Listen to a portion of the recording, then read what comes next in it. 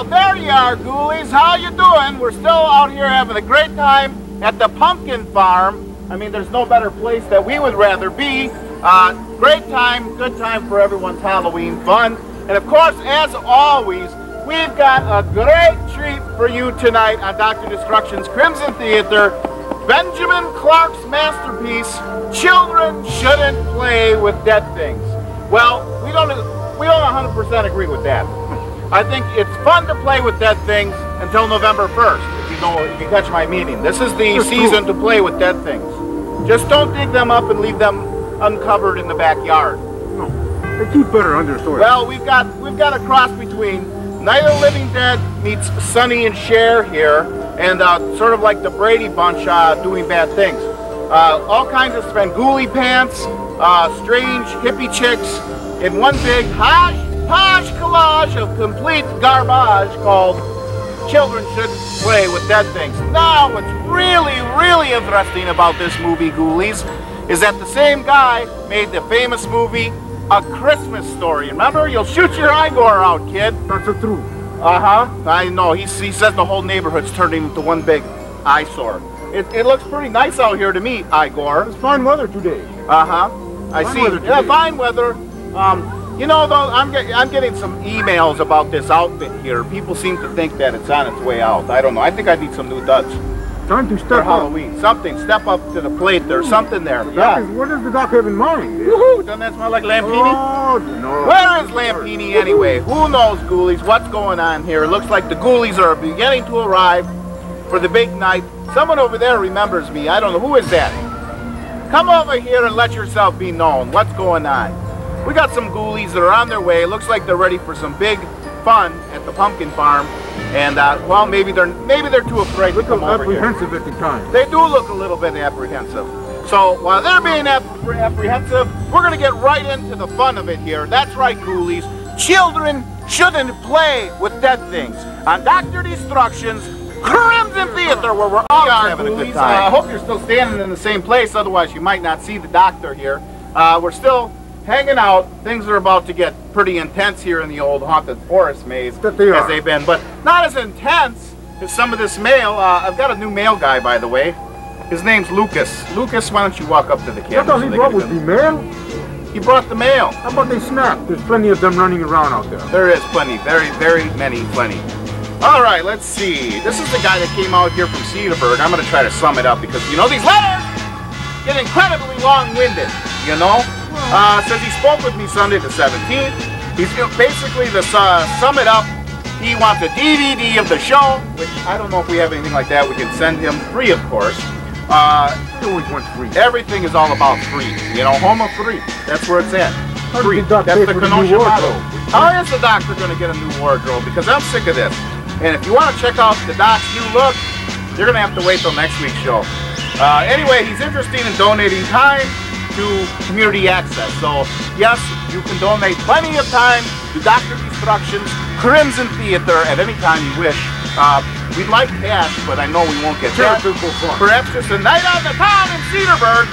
Anyway, Chad LaFiere, Sharp Packaging Systems Incorporated. So you got people emailing the doc from work. There's nothing wrong with that. Not in my book, but it might be in someone else's. Let's see. This is the guy, Kyle Berkey. He's a student at Marquette. He says that they're going to have a show, and they want the doc to come up this Tuesday and make an appearance. So, yes, I'd love to do that. Kyle Berkey. Anyway, what's their show called? Let's sum it up, because this letter it's a hodgepodge of bits, skits, and commentaries. Something like our show, it sounds like, but it had an interesting title. Deep Impact. Deep Impact. That reminds me of another movie. Name like that? What kind of show? I don't know. This is a family show, buddy, so I don't know what his show's like. No. Okay, here we go. John Youngsman. Where is this? Oak Park, Washington? That it is. Hey there, my name is John Youngsman. I'm a horror fan producer in Seattle. This is the kind of guy we're looking for. Just wondering if it would be at all possible to obtain a signed photo of you for my wall frame. I have started collecting pics of horror hosts from all over the country. I thought that was the only one. Somebody let the cat out. I guess so. and I aspire to produce something out here along those lines. I do appreciate your time and look forward to hearing from you in the future. Of course, you can have an autographed picture of Dr. Destruction, and I will send it to you as soon as you send my movie contract. That's a fair deal. There's nothing wrong with that. Okay, okay, what we got? Travis. Hello, my name is Travis. I'm from Anderson, Indiana. I don't know how he heard about us. And am a horror rap group. There is such a thing as a horror rap group? You got news on me. Holy smokes. That's horrible. I tell you, is it that horrible? Most, you know, I always wanted to go to the record store with one of those letter C's that stick and put it in front of the rap. Anyway, we are looking to get more involved in the horror community. Oh, that's a key word, community. Because, you know, most of them live behind community. I was wondering if we could get some album reviews or trade links possible, get on your show, or perform, or just do some horror talk. Horror talk. Don't we got some just horror talking? That could be cool. Yeah. Please email me back and let me know, would you promote me on your show? Well, I'd like to listen to this horror rap, you know, because I thought it was all pretty horrible. You know, a lot of my friends are officers of the law, and you're talking about killing them. I don't know if I can dig that. I think a free screening. You know, weren't you in the, you were in the Navy, weren't you? Navy? I know seamen. No seamen here. Okay. Poochie lives. Travis, Mr. Kitchen Bynum. Strange individual there. Very strange. But we, you know, we want to encourage you to go to, here, you gonna take this trash to the curb? Okay. Come in a little closer. You look a little different. How come in that famous Ralph Hero movie, Terror of the Haunted Maze, sometimes you've got scratches on your face, and then sometimes it's normal. Sometimes it's daytime, other times it's nighttime. Hero Productions! Oh well. Depends on whether he's eating or not. I don't know what to tell you, ghoulies, except you gotta get back to the horrible Benjamin Clark. Children shouldn't play with dead things. On Dr. Destruction's Crimson Theatre, now no corn in the...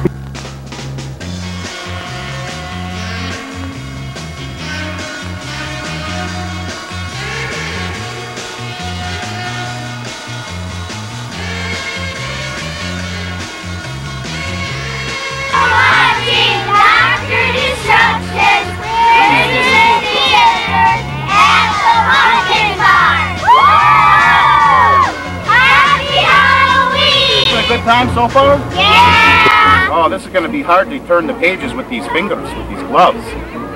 Are you ready? All right. This is a very famous one. It's called The Raven by Edgar Allan Poe. Once upon a midnight dreary, why I pondered, weak and weary, over a many quaint and curious volume of forgotten lore. While I nodded, nearly napping, suddenly there came a tapping, as if some gentle rapping at my chamber door. "'Tis a some visitor," I muttered, tapping at my chamber door. "Only this, and nothing more." Ah, distinctly, I remember it was in the bleak December, and each separate dying ember wrought its ghost upon the floor. Eagerly I wished the morrow, vainly I had sought to borrow from my books surcease of sorrow, sorrow for the lost Lenore, for the rare and radiant maiden whom the angels name Lenore, nameless here forevermore.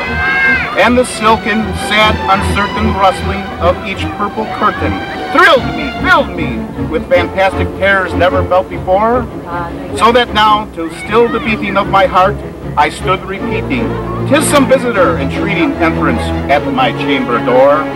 Some late visitor entreating entrance at my chamber door. It is this, and nothing more." Presently my soul grew stronger, hesitating then no longer. "Sir," said I, or "Madam, truly your forgiveness I implore, but the fact is I was napping, and so gently you came a-rapping, and so faintly you came a-tapping, tapping at my chamber door, that I scarce was sure I heard you. Here I opened wide the door, darkness there, and nothing more.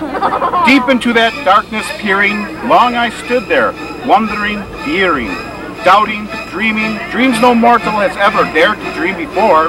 But the silence was unbroken, and the stillness gave no token, and the only word there spoken was the whispered word Lenore. This I whispered, and echo murmured back the word Lenore, merely this, and nothing more. Back into the chamber turning, all my soul within me burning. Soon again I heard a tapping, so much louder than before. Surely, said I, surely that is something at my window lattice. Let me see, then, what the threat is, and this mystery explore. Let my heart be still a moment, and this mystery explore. 'Tis the wind, and nothing more. Open here I flung the shutter, when with many a flirt and flutter, in there stepped the stately raven of the saintly days of yore. Not the least obeisance he made, not the minute stopped or he stayed, but with mine of lord and lady perched above my chamber door, perched upon a bust of Pallas just above my chamber door, perched and sat, and nothing more. Then this ebony bird beguiling my sad fancy into smiling, by the grave and stern decorum of the countenance it wore, through thy crest be shone and shaven, thou I said art sure no craven, ghastly grim and ancient raven, wandering from the night's shore. Tell me what the lordly name is on the night's Plutonian shore. Quoth the raven, nevermore. Much I marveled this ungainly fowl to hear discourse so plainly. Through its answer little meaning, little relevancy bore, for we cannot help a dream that no living human being ever yet was blessed with seeing bird above his chamber door, bird or beast upon the sculptured bust above his chamber door, with such a name as Nevermore.